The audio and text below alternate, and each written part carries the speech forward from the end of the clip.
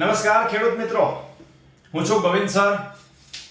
આજે એવા એક સુપર અને જબરદસ્ત ટોપિક ઉપર ચર્ચા કરવાની છે.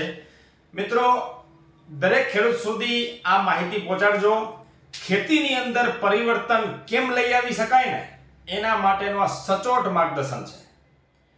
હું તમને જે માહિતી આપું છું ને અનુભવને આધારે આપું છું.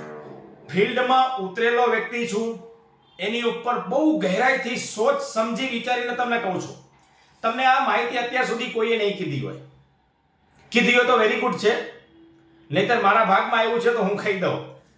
નમસ્કાર દરેકને, જય શ્રી કૃષ્ણ, જય દ્વારકાધીશ, જય માતાજી, હર હર મહાદેવ. જે કંઈ પણ ભગવાનને તમે માનતા હોય, ભક્તિ શ્રદ્ધાથી ખેતી શરૂ કરવી. અને ખાસ મિત્રો, તમે તમારી વાડીએ જાઓ ત્યારે ખાસ પગે લાગવાનું ભૂલતા નહીં. બહુ સચોટ માહિતી તમને આપું છું. પગે એટલા માટે લાગવું કે એ ધરતી માં છે. સમજો, તમે એની માં સાથે એવો સંબંધ રાખશો ત્યારે એ દીકરાને આપે. અને આપણો પરસેવો છે ને એ જમીન ઉપર પડવો જોઈએ, જેથી કરીને માને આપવા માટે મજબૂર થવું પડે. આપણે મજબૂર કરવાના નથી. ખેતી જેવી સોચ અને ટેકનોલોજીથી કરવાની છે મિત્રો. બહુ અનુભવને આધારે તમને કહું છું. મારો કોઈ ઉદ્દેશ ખેડૂતને ફિટ કરવાનો નથી, જરા પણ નહીં. એ વ્યક્તિ હું નથી. પણ આજનો મુદ્દો છે, મને ખેડૂતે કોમેન્ટ કરેલી, મને કે અને ફોન પણ કરેલો મને કે સર આના વિશે અમને માહિતી ખ્યાલ નથી. જો તમે કોમેન્ટ કરી શકો દિલ ખોલીને, મારી સાથે તમારે એવું ક્યાંય નહીં રાખવાનું કે ગોવિંદ સરને કેવું લાગશે. હા, તમારે કોમેન્ટ કરવાની છે, મેસેજ કરવાની છૂટ, મને ફોન ન કરતા, કારણ કે હું ફ્રી ન હોઉં. બરાબર. હવે મુદ્દો અહીંયા છે, પાણી કેટલું આપવું, કેવી રીતે આપવું. જો પાણીનું સાયન્સ છે એ બહુ અદ્ભુત છે.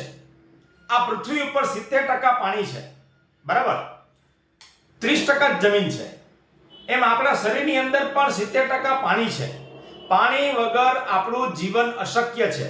પાણી વગરની ખેતી નકામી, પાણી વગરનું ઘર પણ નકામું અને ઘરવાળી નકામી. બરાબર. આ હું તમને એટલા માટે કહું છું કે પાણી છે એ બહુ અદ્ભુત વસ્તુ છે. તમે જે પ્લાન્ટને આપો છો તો એ પાણીથી જ બધી વસ્તુ એબ્ઝોર્બ કરશે. હવે પાણીના ગુણધર્મ તમારે સમજવા પડશે. હું હંમેશા કહું છું દરેક ખેડૂત મિત્રોને કે તમે તમારી પાણીના રિપોર્ટ કરાવો. એના વગર તમે ખેતી નહીં કરી શકો. બરાબર. આડેધડ નહીં, સિસ્ટમેટિકલી સોચી સમજીને ખેતી કરો. ખેતીમાં પુષ્કળ પૈસા છે, કોણ કે નથી, પણ આધુનિક ખેતી કરવી પડશે. હવે પહેલો મુદ્દો આવે છે, પાણી વિશે થોડુંક જાણી લઈએ. પાણીની અંદર કેટલો પીએચ છે એ તમને ખબર હોવી જોઈએ, કારણ કે છંટકાવમાં આગળ તમને હું વિડીયો આપીશ કેટલા પીએચ નું પાણી હોય તો કેવી દવા અને કેટલી અસર કરે. ઘણા એમ કહે છે કે દવા અસર નથી કરતી, એ વાત ખોટી છે. એટલા પીએચ ઉપર તમે એ દવા મારો તો 100% અસર કરે, પણ આપણને એ સાયન્સ ખબર નથી. એની અંદર ઇસી કેટલું છે, કેટેન એક્સચેન્જ કેપેસિટી કેટલી છે, એની અંદર ક્ષાર કેટલો છે, કેટલા ટીડીએસ નું પાણી છે, આ બધું મિત્રો જાણવું પડે, ત્યારે ખેતીની અંદર સફળતા મળે. અને પાણી જ મુખ્ય આધાર છે. બરાબર. પછી હેવી મોલિક્યુલ કેટલા છે, લાઇટ મોલિક્યુલ કેટલા છે, સોડિયમ પાણીમાં છે કે નહીં, આ બધું તમને રિપોર્ટ કરાવશો ત્યારે ખબર પડશે. રિપોર્ટની બહુ ઝાઝી કિંમત નથી, પણ રિપોર્ટ ખાસ કરાવો. બરાબર. હવે કોઈ પણ ટીડીએસ છે ને મિત્રો, એ એક એવી વસ્તુ છે કે જો આ એક તમને સચોટ માહિતી આપી દઉં કે જો 1000 ટીડીએસ થી ઉપર પાણી હોય તો સમજો તમારે સલ્ફ્યુરિક એસિડ 500 ml દર એકરે તમારે આપવું પડશે. જો આ નહીં આપો તો ખેતીમાં બદલાવ નહીં આવે.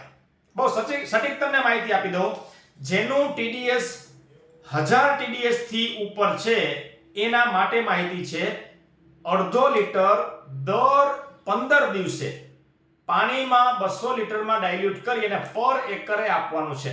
સલ્ફ્યુરિક એસિડ મેં તમને કીધું છે અગાઉથી. જો 2000 ટીડીએસ ઉપર પાણી હોય તો તમારે 1 લીટર દર 15 દિવસે સલ્ફ્યુરિક એસિડ ડ્રીપમાં ચલાવવું પડશે, યા ખુલ્લા પાણીમાં ડાયલ્યુટ કરીને. આનાથી કોઈ નુકસાન નથી મિત્રો. આમાંથી બહાર આવી જાવ કે નુકસાન થશે, બેક્ટેરિયા મરી જશે, નહીં, કાંઈ મરવાનું નથી. બરાબર.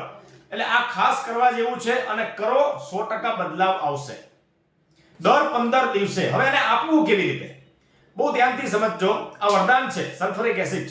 ખેતી માટે માની લો 4 કલાક પાણી તમે આપો છો ફોર એક્ઝામ્પલ, તો તમારે 2 કલાક પાણી દેવાનું છે, પછી આ ડાયલ્યુટ કરેલું સલ્ફ્યુરિક એસિડ છે ને એ ચડાવી દેવાનું. એ ચડાવી દીધા પછી 2 કલાક પાણી દેવાનું છે, જેથી કરીને ઉપરથી નીચે સુધી આખો ક્ષાર છે, એનું મોલિક્યુલ છે, જમીનનું બંધારણ છે, એ તમને તોડી અને અવેલેબલ ફોર્મમાં લઈ આવશે. જો બધી વસ્તુ જમીનમાં પડી જ છે, પણ એને તોડવા માટે સલ્ફ્યુરિક એસિડ બહુ જ ઉપયોગી છે. જે લોકો જૈવિક ખેતી કરતા હોય, જેને સલ્ફ્યુરિક એસિડથી ડર લાગતો હોય, એના માટે અળસિયાનું જે પાણી આવે છે એ સેમ વસ્તુ કામ કરશે. પણ કરી શકો તો બરાબર. મેં તમને સચોટ અને એકદમ સરળ માહિતી આપી દીધી. હવે પ્રશ્ન આવે છે પાણી કેટલું આપવું. એ તમારે નક્કી કરવાનું છે. તમારી વાડી, તમારું પાણી, તમારું પીએચ કેટલું છે એ મને ખ્યાલ નથી, એટલે આડેધડ નહીં. પણ એક ગુણધર્મ તમને સમજાવી દઉં. જો લડ્ડુ બને, લાડુ જ્યાં તમે પાણી આપો છો ત્યાંથી માટી ઉપાડવાની, જો લાડુ બને છે તો પાણી આપવાનું નથી. લાડુ ન બને તો પાણી આપવાનું છે. આ જો સૂત્ર તમને ખબર પડી ગઈ તો ક્યારેય પાણીનો પ્રશ્ન આવશે નહીં. બરાબર. કેટલા કલાક આપવું, કેટલે સુધી આપવું એ બહુ મહત્વનું છે. આડેધડ પાણી આપશો તો ખેતીમાં નુકસાન થશે. ઘણા માણસો જીકા જે પાણી દીધા જ રાખે છે. મિત્રો, કાદવમાં તમને રહેવું ગમે ખરા? ન ગમે ને? તો એને પણ રહેવું ન ગમે. એને પણ શ્વાસ લેવા માટે, ઓક્સિજન લેવા માટે ખાલી જગ્યા જોઈએ. સતત પાણી આપવાથી નુકસાન છે. ઓછું આપવાથી એ નુકસાન છે, વધારે આપવાથી એ નુકસાન છે. માટે દરેક ખેડૂતે ખાસ સમજી વિચારીને ખેતી કરવાની છે, આડેધડ નહીં. બરાબર. જો કોઈ કોમેન્ટમાં ન સમજાય તો મને કોમેન્ટ કરવાની છૂટ છે. ફોન કરતા નહીં. હું તમને બધા જ ટોપિક વિશે માહિતી ઝીણવટપૂર્વક આપી દઈશ. બરાબર. Thank you very much. Share કરવાનું ભૂલતા નહીં, સબસ્ક્રાઇબ કરવાનું ભૂલતા નહીં.